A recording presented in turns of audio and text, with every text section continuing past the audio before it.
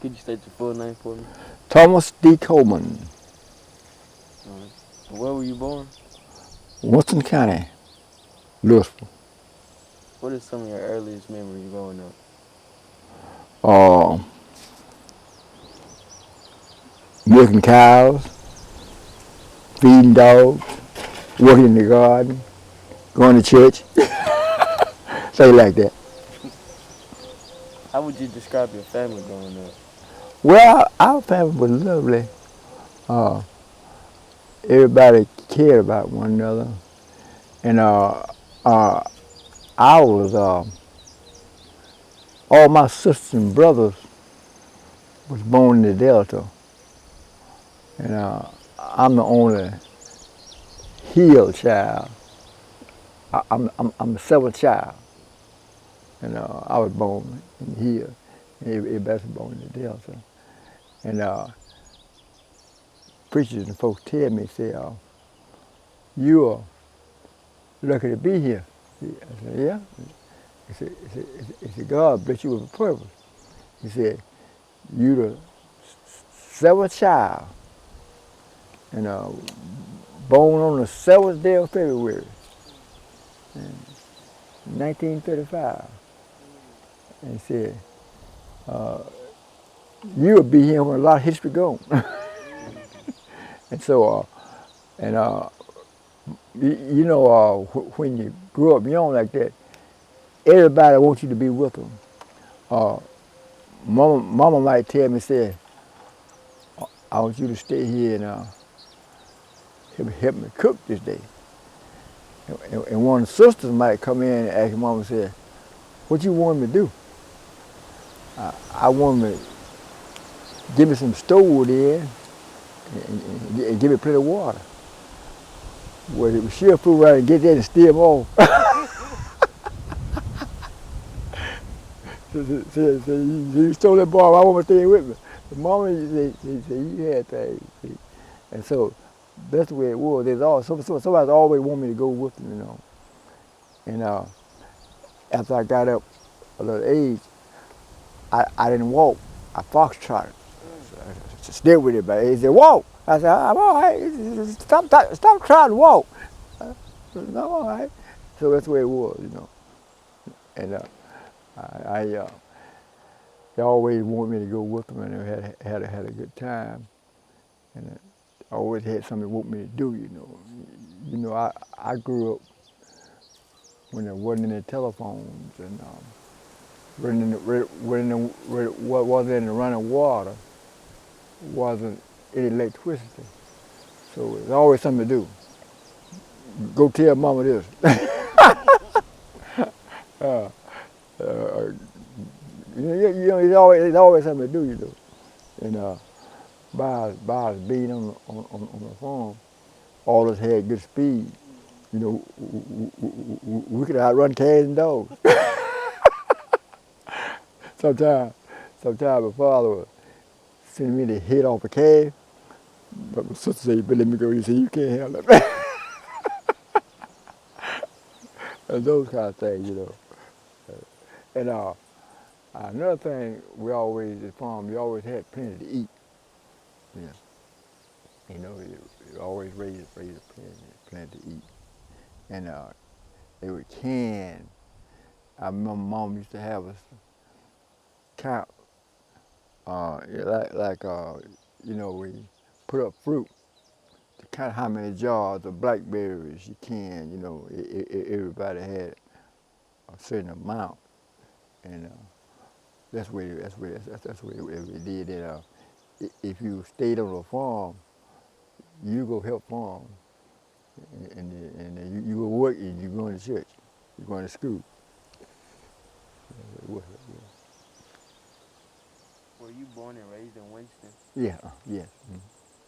Can you describe what the community was like? Uh-huh. Can you describe what the community was like? Well, the community is like the community was friendly and had good people. Like on this road, we used to have 5 houses on this road. Everybody had a family, and you know, and if I come to your house, I act just like I'm at home because they will keep me straight. And that's the way it was. And sometimes you might do something and they'll straighten you out. It might give you a little whooping. And tell your mama about it. And she said, don't bother him. Said, we got him straightened out. So he'll be all right. And you go on later on, you might do something else. And your mom might say, yeah, you showed out down y'all too. You thought you didn't know. Yeah, he showed down y'all too. I hope you don't get you for that. And so that's the way it was. And you know, they puts out something. It takes a whole village to raise a child. But I'll say it right. You know, like when you leave here, when you leave here going like we walk to school, and church, and your mama will tell you, say, stay in the road now. Don't be going to folks' house and word them say stay in the road. Well, you can't do it because if the mother don't call them, children gonna call you. I either come down. That's the way it was. That's how it was. You know, they just wanted to be friendly with you. How would you say Winston has changed over the years? Well, one way I say change, people looking for jobs and farming changed. The way to farm, the type of farming they did, you know, and used to farm with horses, mules, stuff like that. But when they got to have big factory jobs, a lot of people left Mustang County, went to the city to hunt a job. I just imagine I got more kin people in Chicago than I have around here, because they left looking for jobs. And that's what happened, you know. What, in your opinion, made your community stand out? What, in your opinion, made your community stand out? Well, the adults and what they stood for. I'm 87. I don't never remember sassing an adult out. I always recognize him. Mr. Edmund, Mr. Coco. If they say somebody I like, I just take it. And, you know, and the adults stood up to be men, women stood up to be women, you know. That made our community stand up. And people got what they wanted to own their own land. You grew up being a farmer, right? Yeah. What was your earliest memory of food? What kind of food I had? Well, we had turnip green, collard green, potatoes, milk, peanuts, stuff like that. So we lived on the farm. Almost having to go to town to get some sugar and flour. Yeah. Anything else would come out call the country. Like one family could borrow from the other. Go and borrow a cup of sugar, you know, to sad. That's the way it was. Was there any type of food that was important to your family? Oh, we ate everything, yeah. You know, cornbread. Every meal you have, you'll have bread, you know, and so those kind of things, you know. As a little child, remember, you had to eat your veggies before you get to the dessert. You don't get over there and put where you didn't read. Can you tell me a little about the land that y'all was farming? Land. Well, our land is sandy, clay foundation, and you apply sand 3 or 4 inches, you will hit some clay, and you had low spots that hold moisture better, and so you learn how to plant the best crops. If you go plant uh, a kind of a late turnip patch. You plant it in kind of low place. You wouldn't plant it up on the hill because it wouldn't grow. You know, the older folks had this figured out. You do what they tell you to do. Yeah. Did you all share your food that you grew? Huh? Did your family share the food that y'all grew? Yeah. It's kind of funny. It was a sharing thing, and it was a helping out thing. Now, if I kill a hog this morning, I can put him in the deep freeze. Be around y'all wouldn't know I killed him. But back then, they had to share that stuff to keep from spoiling. Everybody at camp a mess, drop this off. And then later on, somebody else will kill one and give you some. That's what they take care of, you know. It was a sharing thing. You know, you can find in the Bible now. Love the Lord your God with all your soul, mind, and strength, and your neighbor as yourself. See, if I kill a hog and got meat, stuff like that, I give you some. And then when you do the kid what you do the same thing. You give me something. It was shared. Has the way you get your food changed over time? Has the way you got your food changed over time? Changed. How's the way you got your food? Food. What you mean? Your done food or your raw food? Like, but you were talking about how there was so much sharing of the food that you grew, and and you butcher a hog and then share it, and then the neighbors would butcher a hog. Have some of those ways of sharing food changed over time? Yeah. See, back then, you may have a sow, have pigs. I ain't got them. I get a pig from you. And the farmer would look out. He said, "Well, those gonna be my meat hogs. There, I ain't gonna kill them. I'm gonna carry them over to the winter time. That's where it was. Yeah, they shared. Yeah. If you would have some, I'll have some.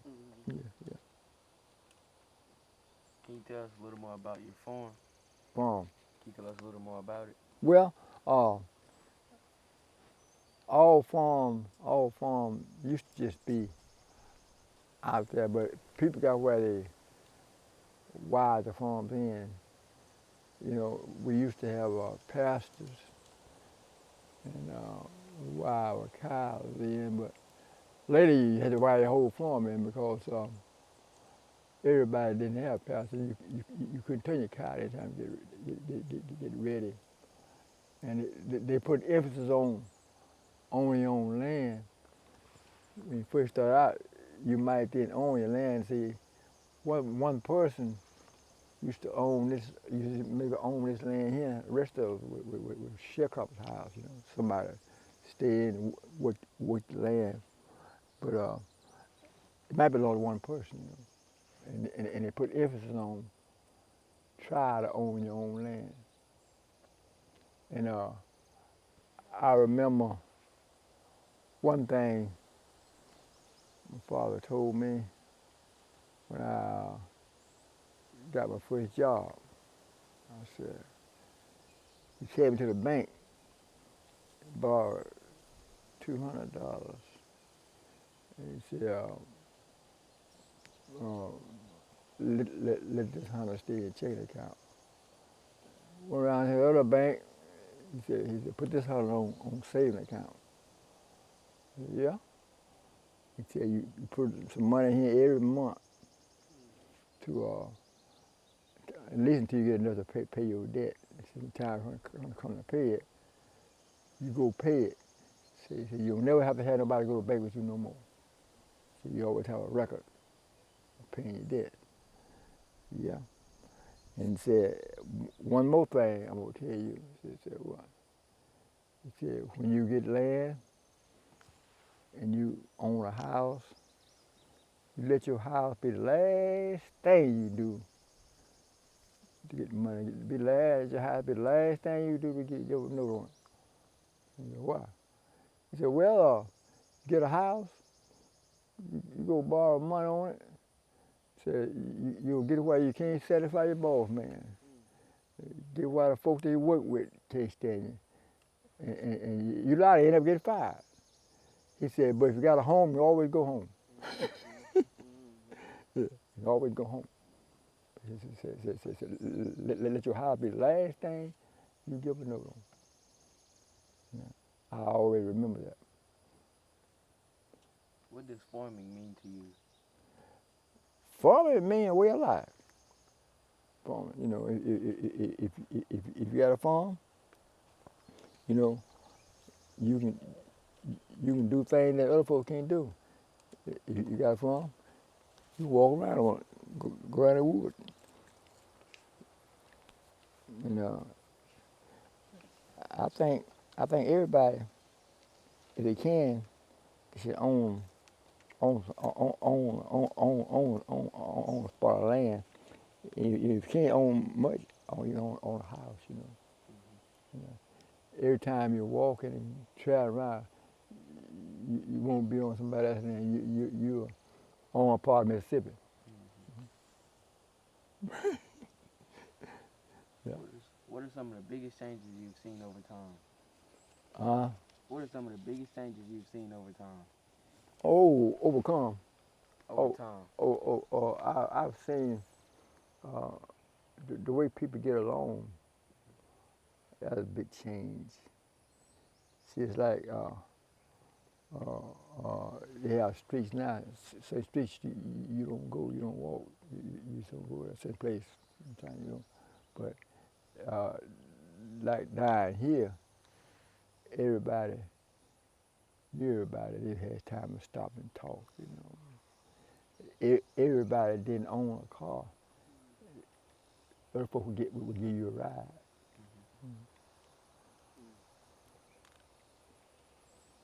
Yeah. So what? Well, Mr. Coleman, can I ask a question? Because you know I'm real nosy. So, do you have any children? They say I got one daughter. Okay, one daughter. So do you have anybody who's like following in your footsteps? I got not necessarily. I got some that I've given land and stuff like that I want to follow footsteps, and I got a niece, and I got land leased to them. They're dealing with cows. So I like that. So they're doing some kind of farming. Yeah. See, they raise those cows, you know, pass them in the summer and feed them in the winter, you know, and work with those cows. And I like to see people do things like that. See, like when I was growing up, you sell a cow, you get $98, $150 a cow. That's a good price. But now, I talk to people about buying stuff. See, it's like if you go buy a cow now, she should have a calf by her side, a pregnant woman. Mm-hmm. You shouldn't buy a 3-year-old heifer, and it will take her 3 years to have a calf. You lose money. Yeah, you gotta feed it, right? Yeah, if you got a cow, if you buy a cow, like in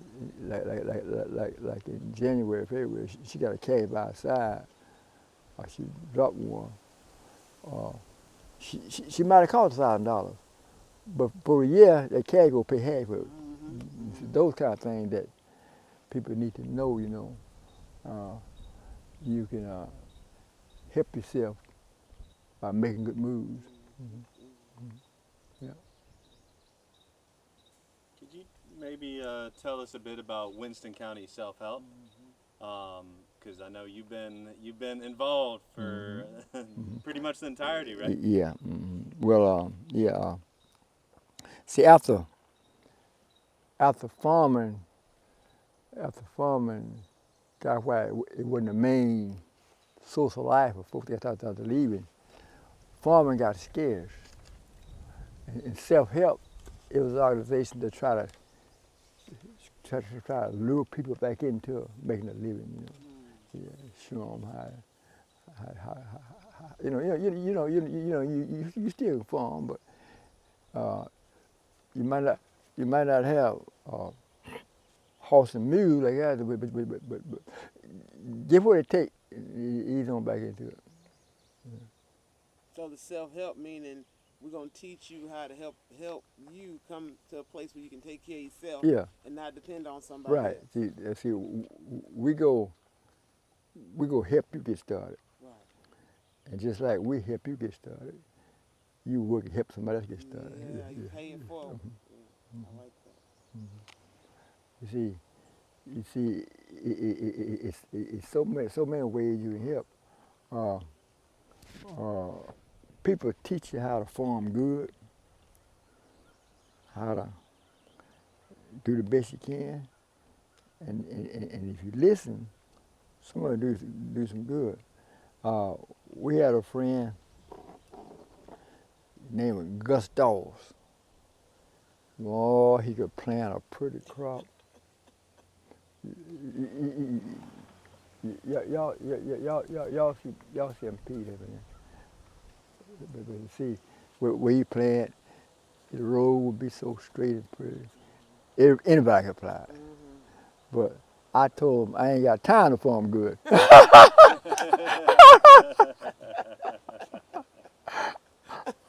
No. I talk with specialists and different people, and a specialist said, "You might think I'm crazy." Said, "But if you had your peas 2 feet apart, you'll make more. You'll make more." Yeah. And I said, "Well, what do we plan to do?" He said, "You don't have time to do that. Say, you space them out there, you fool around and knock a pea over, you have a big empty space. So the way my peas plant now, if I accidentally plow up a row, so what? Right. I got enough."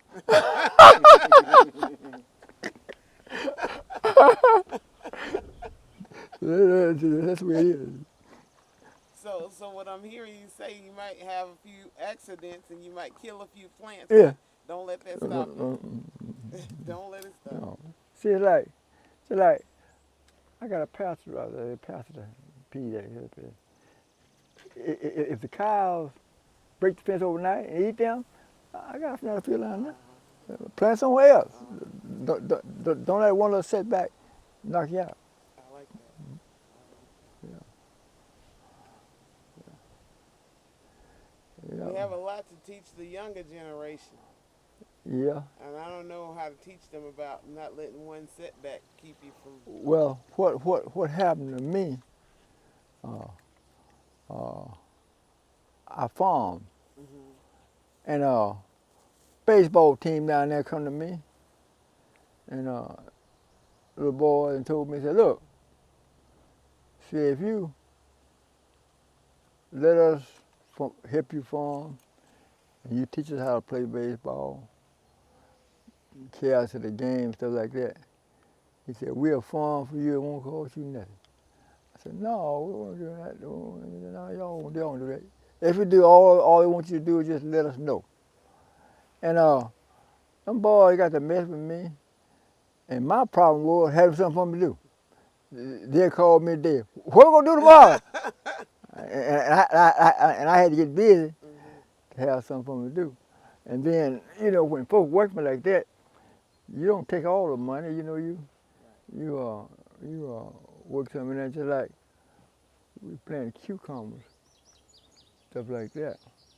And it might pick for me 3 to free today. And then I said, I'm going to pay y'all Monday.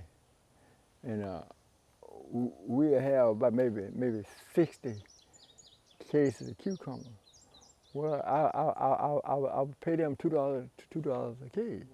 Well, they were like that. And I was teaching all the time. I said, no, if you ain't got no money, don't go in the store. I give you some. See, it was a training and learning all at the same time. Old boys created that job, and then I didn't have to go out and hunt nobody. Sure, when they go over there, said, I'm gonna work for you next year, and see, they did, and they learned a lot. And I had several of them to go to pro. Wow. But they learned how to work, and they just creative, nice, intelligent. You taught them how to play baseball? Yeah. So you know how to play baseball too? Yeah. Okay. If you don't believe, throw me one. I got one right here.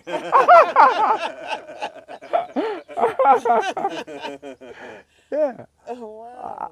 I taught them how to play baseball. Okay. And now this is the truth. Women and young people, old people too. When you tell them Brooksville Road to come out here, if you couldn't play baseball, you might not come back because they'll put a whooping on you. Y'all's baseball field was down the road? Right in front of Mount Bell Church, the church.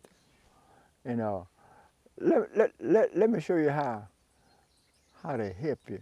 Now, some like on 4th of July, you couldn't get through that. That road be covered with folks and team had a good time playing, and then they would just do things to help you, and like we have horse races. Some tell us we blocking the road and this and that, and the supervisor, he want to know where you go ahead so he can drag the road. There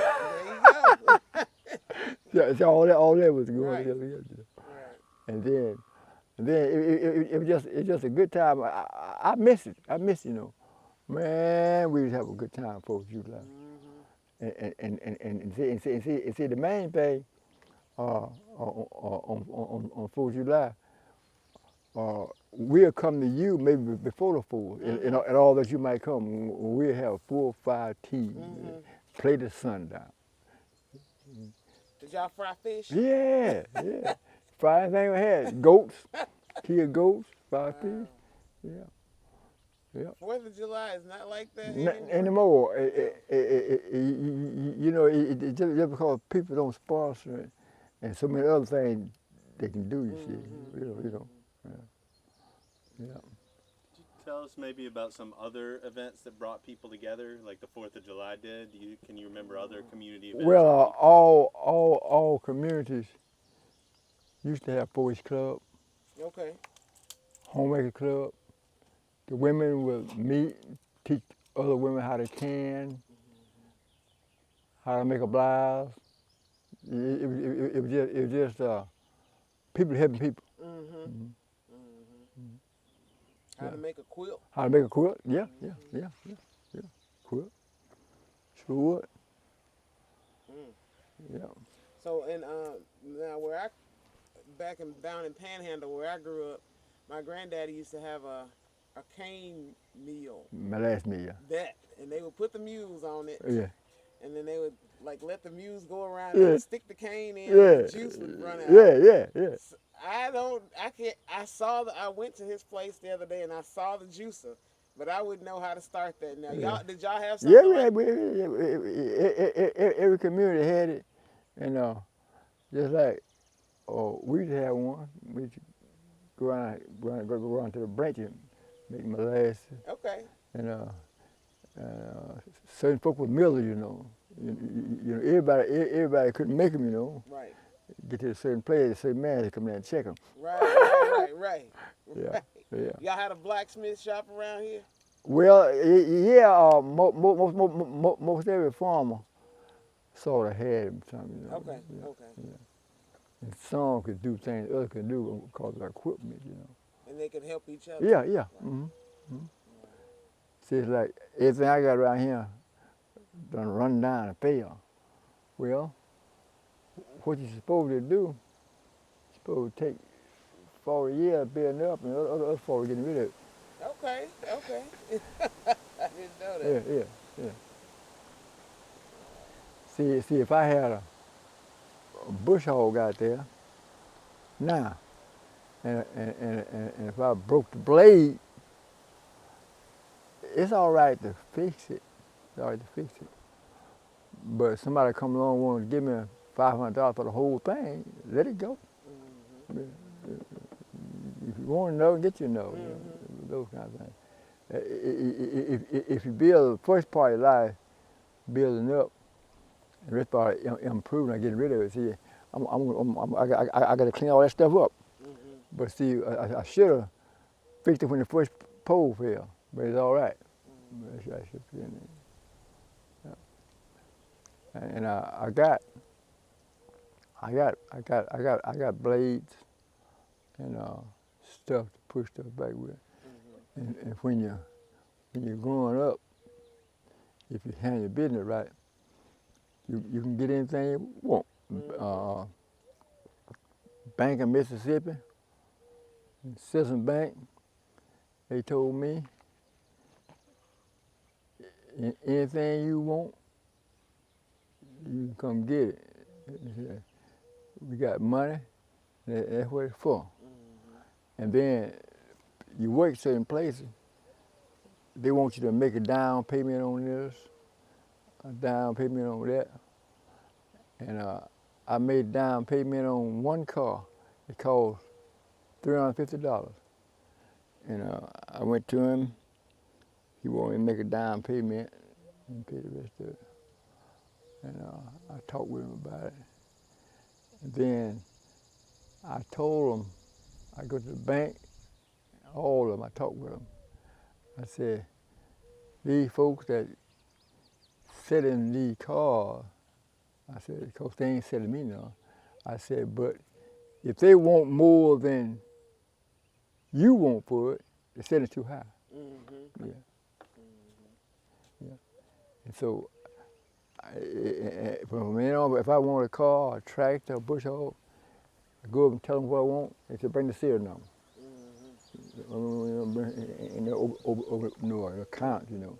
But that was the scheme they had to make extra money. Mm-hmm. Yeah. So, could I ask, is the land that we're on right now, this is your land, this is the land that you farmed? Yeah. Are there parts of this land that are extra special for you that hold, like, memories that are really important to you? Yeah, yeah.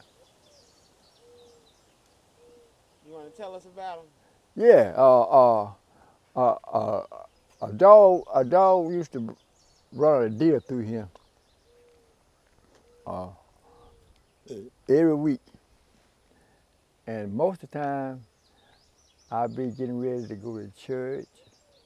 I didn't have time. I didn't have time to go, but I always hear. One Sunday morning, I was getting ready to go to church. I heard that dog running back in there. I put my pants on, got my rifle, went over the hill there. I heard him coming through out of running. Few minutes, I heard something in the woods.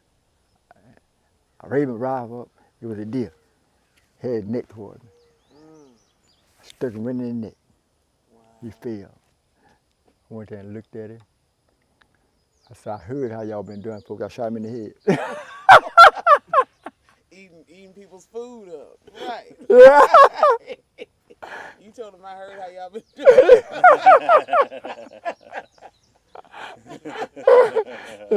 Carl said, don't kill him and go there and get him. He get him run off. Wow.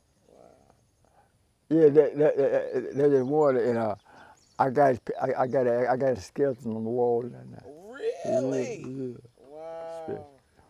It was a buck? Buck. How many points? 9. Wow. Yeah. He been doing some damage. Yeah. He come through here every week. Crossword up there. I wasn't ready for him, but I was ready for him that day. And I went out into the house. I said, Papa, I got a deer pill. You help me get out. And he was putting his pants, putting off his dress pants and get his boat pants. I said, I want to hit me a little. He already down. He already down? Yeah. So I went to church, but I know he thought about it all the way. And there are other places that we've had something special that happened. But I thought about that. I always remember that. Mm-hmm. And you know, we did a good bit of things now. That little field right there, there's an acre there. I had it for a 4-H club project. And I remember putting, I believe it was 600 or 800 pounds of fertilizer on it. And had it just thick as grass on the ground. And we put that fertilizer down and applied it. A few weeks, that corn was laying over there, pitiful. Folks would drive down here and look at it. And boy, it messed up, didn't it? I said, well, we don't know. About another week, it came a rain. That corn straightened up. It never got dry in there anymore. We made more corn on that 1 acre than Papa made over the whole place. Wow. And you know, like when you pull corn, I used to throw it and make it fire. But when we pulled that corn, the whole mill was full. Wow. I never forget that. That's Papa said, boy, you made more corn in 1 acre, I made over the whole place. You work with the 4-H kids? Yeah. I was 4-H leader for years. You're just like, wow. Tell us about that. Mm-hmm. Look. See, they won't turn you loose. Everything I ever belonged to, they didn't get nobody else because they said they feel like if it ain't broke, don't fix it. So it's the same way in church.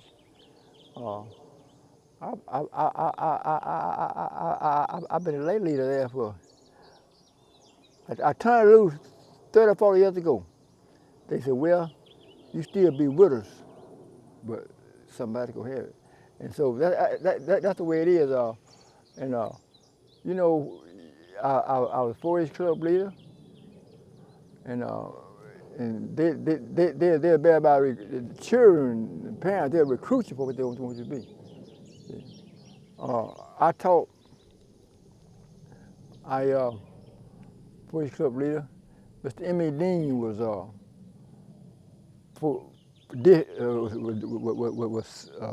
you know, extension man, and he got me for be 4-H club leader. I taught many children how to swim. I couldn't swim a lick. They showed me how to hold them up until they get hold. They didn't tell them loose. And a lot of times they said, "Turn me loose." I said, "You're already loose." I used to go to 4-H club camp down here at Carthage. Stay down there 2 or 3 days, learn how to swim and dance, have a program at night. Wow. What year were you the 4-H leader? I guess. Was it in the 60s, 70s, Must 80s? have been after I got out of college. Okay. Where did you go to college? Must have been in 55. Okay. Where did you go? I went to Coleman. I graduated from there. Then I worked for East Mississippi Electric about 12 years.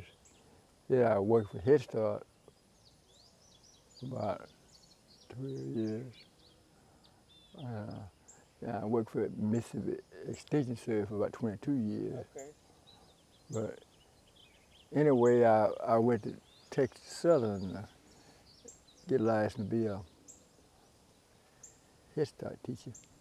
Okay. And my position when I was born and all of that, I found myself being a teacher a lot of times instead of a student. I was at Texas playing one day out there and found a snake. Everybody wanted to kill that snake. One of the boys said, "No, don't kill him, don't kill him. Let's put him in a jar." Said, "Let's milk him." Milk snake? Yeah, let's milk him. So I told the lady, I said, it is such thing as milking a snake. I said, put him in a jar, and at night you go to this encyclopedia and find all you can about this snake. I said, and your lesson plan go change. I said, you find out where he paws and what kind of food he eats and where you find them. So she said, all right. She did that. Come back the next day, she told me, you know where that boy was, right? He said, somewhere in Africa, those poison snakes, when they collected the venom to do surgery, they call that milking them.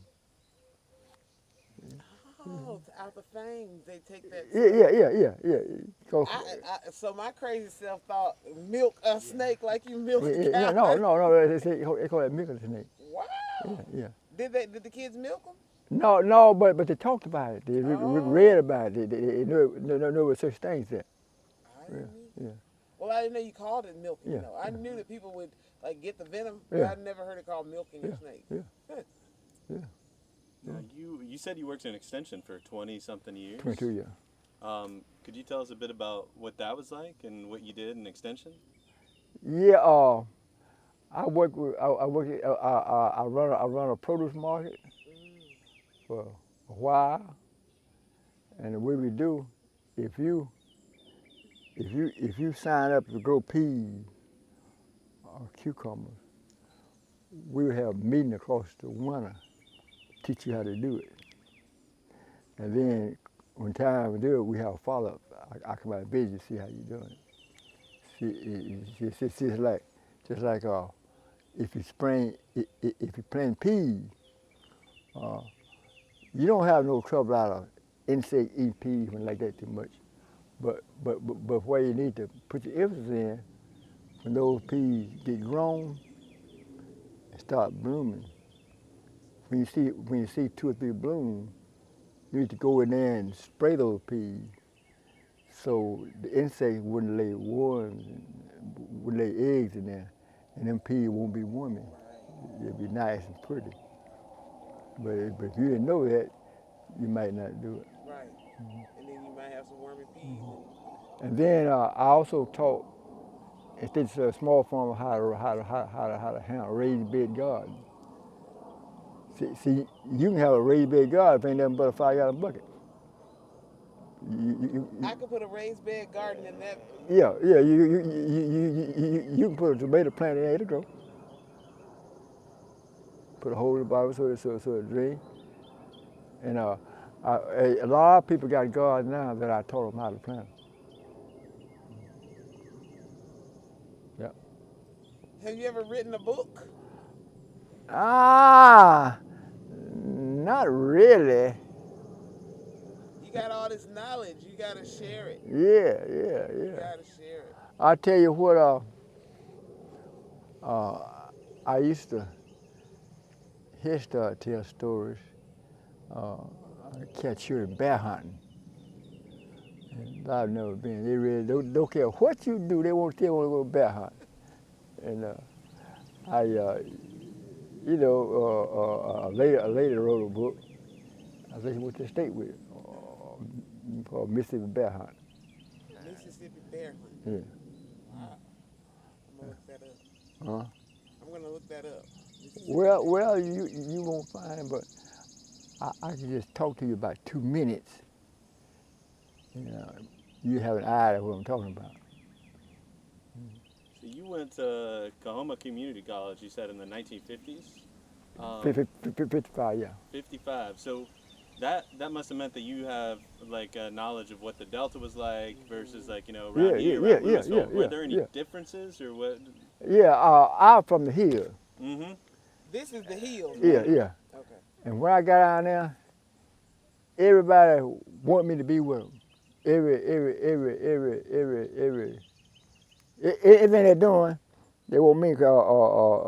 Agriculture man said, this man here from the hill. Said he know more. Said down here y'all plant cotton up to the porch. Said where you from? You don't do that. So they have gardens, lots and stuff like that. And I used to, you know, help them kill goats, cows and stuff. You know, put them in the deep freeze. Yeah, story like that, you know. And coach wanted me to play football. So you were like the man around campus, huh? Yeah. He gave me the keys to all his building around to the house, to the studio room.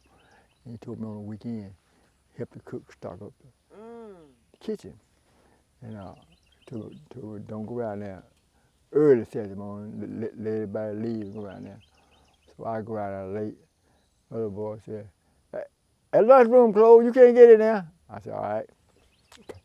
I go on down there. She'd give me the bucket till we go out to the potato house and give me some potatoes and something like that, carrots or whatever. I bring it back in. I be sitting down eating, and boy looks through the window. That boy go over there, woman. They didn't know you had he not sitting down eating. we can't, yeah, and they were real. You know, they just want me to be with them, you know, and I could have some experience, and they just want me to share it.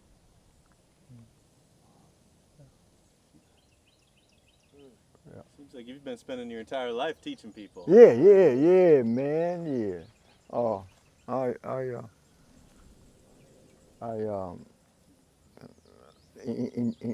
enjoy it, and people will want me, you know, they want you, want you with me, you know. And I used to play baseball, and I was a playing coach, and those older people, they would want me to play a lot of time instead of other folks, you know. I'll let the younger people both play, and this is what they tell me. They say, we come out here to play. So I come out here to see somebody hit a home run. So I come out here to see somebody strike out. So I come out here to see somebody throw a man out when he got a foot up from the base. And they'll tell me, and you, and the mother fella hit them long home runs, stuff like that. Say, but when you get up there, you hit a little bounce out there, something like that, and beat out. And then after a while, them boys go stampede. That's all to tell you what they want, you know, and you kind of yield to it. Yeah. And in a church, it's the same way. You know, they have leaders and they have lay leaders, but it's certain things they want me to tell the preacher. And let me tell you, we had a preacher one time. He had 1 member, 2 members, 3 members. But you see him, he was dressed like he had churches with 100 members. You couldn't tell. But it always bothered me because he didn't move things up like he should. If you got a church with 1 member, when you go somewhere, you got your trustee board with you. And so that's where it was. He didn't worry about it. But I kept putting around and find out that he was just used to those, remember? And I had to talk to him and tell him what we was about. And he got to be one of the best preachers we had. Stayed there 15 years. Wow. Yeah. He would come by there and preach on Sunday. Then Monday, somebody got to preach somewhere else. Well, he could preach now. Got to preach somewhere else. But the business part was studying about it. And he came by there, and I told him, I said, our choir was saying, he asked them to come down so we had somebody to preach to. And I talked to him that day. I said, why are you across the country preaching to other people? I said, your choir here getting ready for Sunday. Singing songs. I called into the order of worship, getting ready for Sunday. I said, and if you're going to preach about, you preach about God, and He'll make everything all right. I said, we shouldn't get up and sing. It's so hard to get along. I said, we should be going the same way. And I said, they told me to tell you that when they come out here on Sunday and come up in the choir stand and put that purse down, songbook, what have you, that's why they working from that day. They said, now, if you come up here and want them to move downstairs or something like that, they said, they're going to get that stuff and go home. I said, you understand what I'm saying? And we had two people in wheelchairs. You know, we got a place where you can get them there. They were rolling wheelchairs up in there, roll them out and sing. And I said, that's their job. I said, now, I'm telling you now. They said, if you don't stop that stuff, you'll be here by yourself. He ain't do it no more. He ain't do it no more.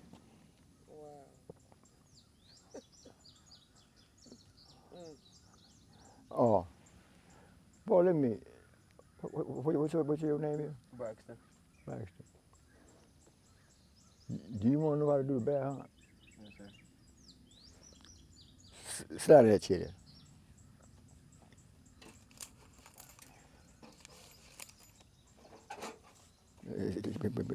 Put it back. Put it back. Okay, carry back to that room. All right. Sit out there, okay? Get in it. Yeah. Put it back a little bit. Now, everywhere I've gone, I went to Alabama. I went to Tuskegee a while. I've been a lot of places I've been. And I went to Mississippi State to a workshop. That lady, she didn't want me to do it. I went on there. She come told me, she said, you know, before I got my master's degree, I thought for a master's degree knew everything. All right. Now look, you ever been to bear hunting? Okay. All right. Now, hibernate. You the word hibernate mean? Yes, sir. What it mean? When they sleep, feel like they sleep over the winter. Oh, okay. All right. I'm getting you ready. Okay. Once you got to say what I say, do what I do, then I quit. Once there was a brave little boy. When I was a brave little boy. Put a mess that so I can hear you. Once there was a brave little boy. Once there was a brave little boy. You got to use your hand now. One day he was sitting down thinking. One day he was sitting down thinking. He said, I want to see a bear. I want to see a bear. I know what I do. I know what I do. I go bear hunting. I'll go bear hunting. So he started walking. You use your hand. Use your hand. Then he stopped. He opened the gate. He opened the gate. Then he slammed it back. He slammed it back. Then he kept on walking. He kept on walking. Then he stopped. Then he stopped. And he looked all around. He looked all around. I see a raccoon. I see a raccoon. But I don't see a bear. But I don't see a bear. I guess I'll keep walking. Yes, I keep walking. Cross the bridge. Cross the bridge. Then he stopped Then he stopped. and looked all around. He looked all around.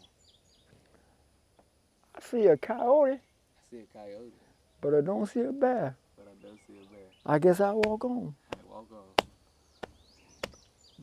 Then he stopped. Then he stopped. Oh, here's a fence. Oh, there's a fence. It's so tall I can't jump it. It's so tall I can't jump. It's so low I can't go under it. It's so low I can't go under. I guess I'd come up and jump down.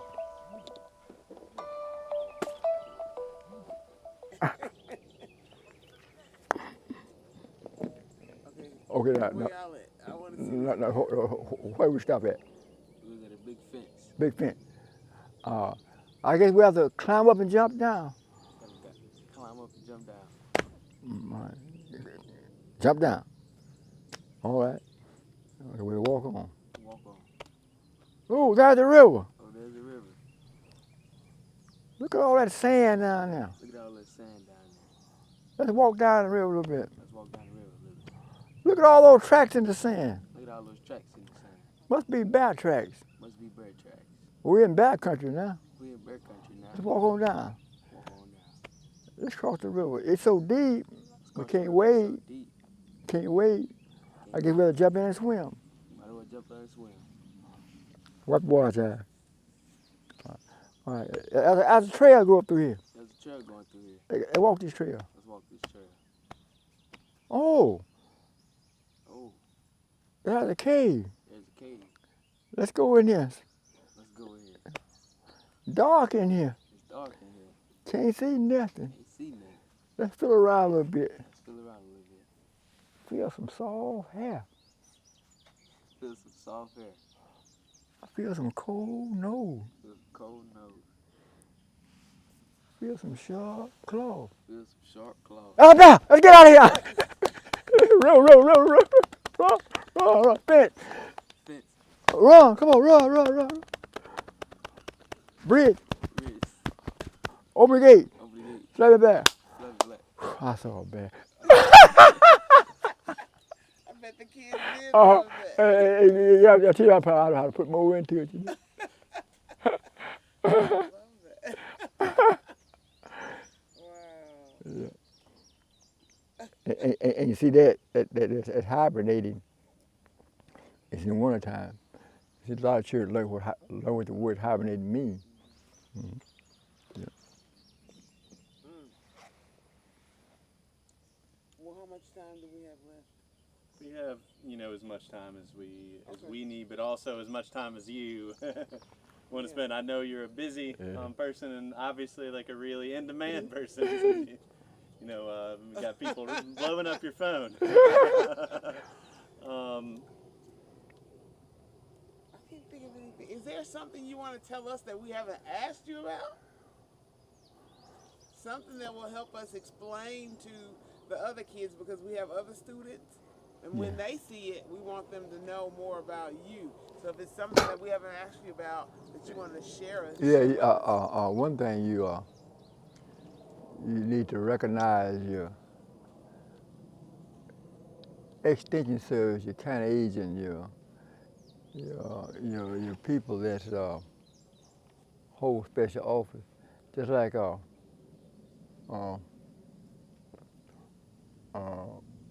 these people. See, just like felt me the other day, asked me was too late to plant corn. I said, no, it's not too late to plant it, but it might be too late for you to make anything. You might not make nothing, but you still can plant it. So I said, you check your almanacs and stuff like that, and check with county agents for like that. They can help you do a better job than what you're doing. And so they are helpful, you know. Use the resources we have around. Yeah. See,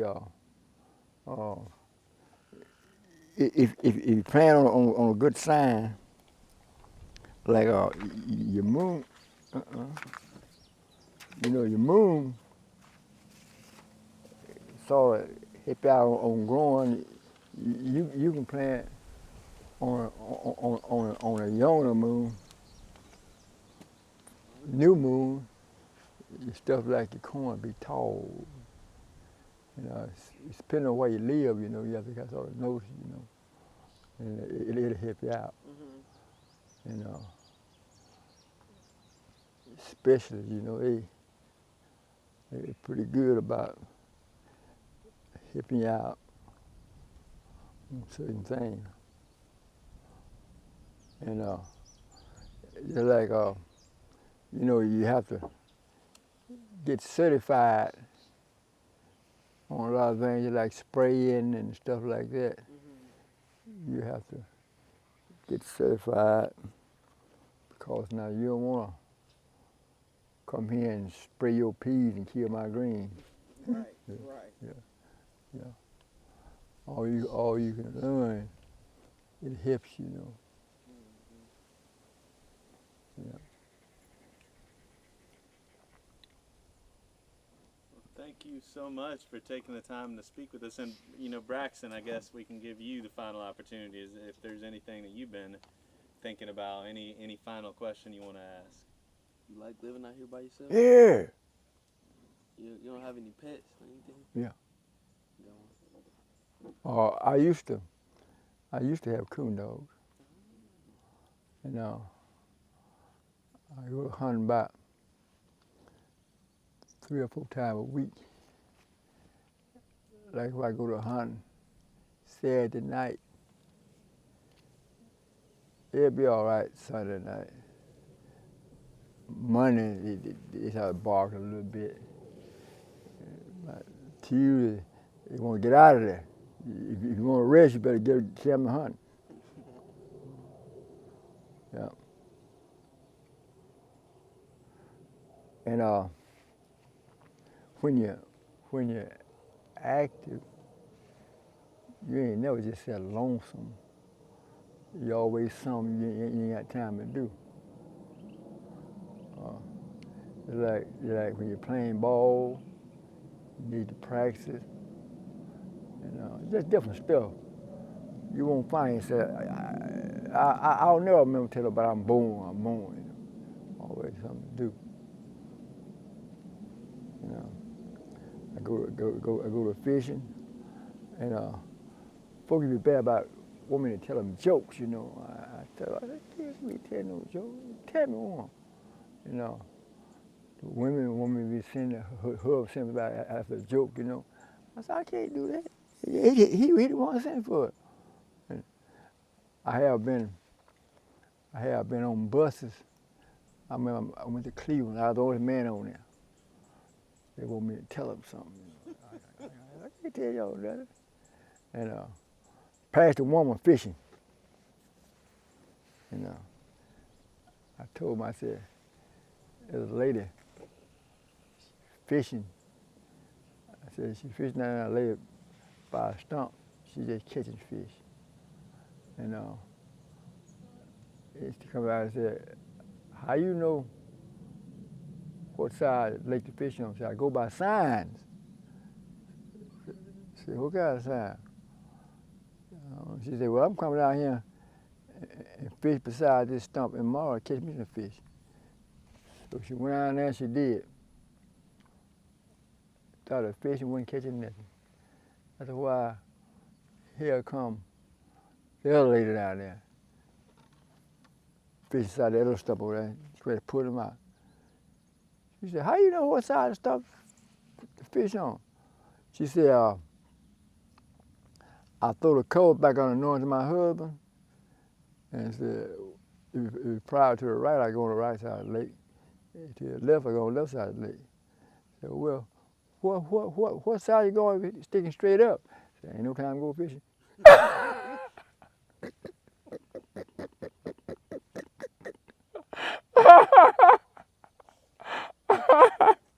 That wasn't bad, was it? That wasn't bad, was it? I understand it. I understand it. And on the farm, the man told that boy, said, go down there to the lot and catch that mule. I won't apply another while. And boy went down there, get that mule. Turn around, Bob. The mule said, I ain't going today, it's too hot. The boy went and run back to the house, told his daddy, Daddy, that mule talk. Said, that mule talk. The boy, you at the line, said, that mule ain't talk, you just don't want to catch him. That ain't joke, that mule talk. He said, well, I'm going to see if he talk to me. He had a little dog follow me where he go. That dog went out there with him. You know. He said, stand down there, Bob. And mule told him, said, I'm going to tell you the same thing I told that boy. I said, I ain't going today. That man came up at that house running and told his wife, that boy ain't lying. Said, that mule did talk. Said, I ain't never seen nothing like that before. That dog said, me neither.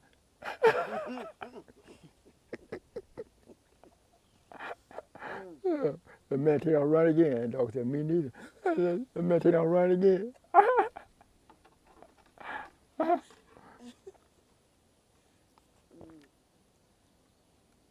Well, nice meeting y'all.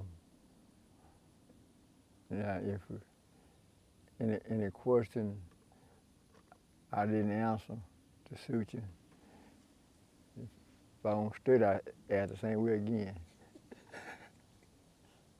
Well, you give us a lot of information. And if y'all, you can't give it all at once. You forget some. Right. Some important things.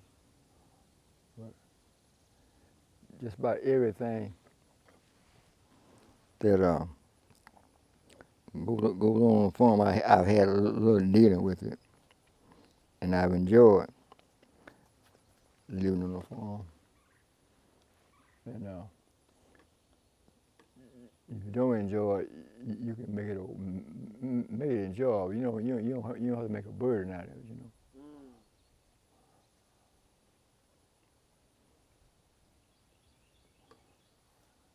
We'll get out here a few days and clean up around here. Y'all come back through here again, you won't know this place. I want to see these peas when you get them made. Yeah.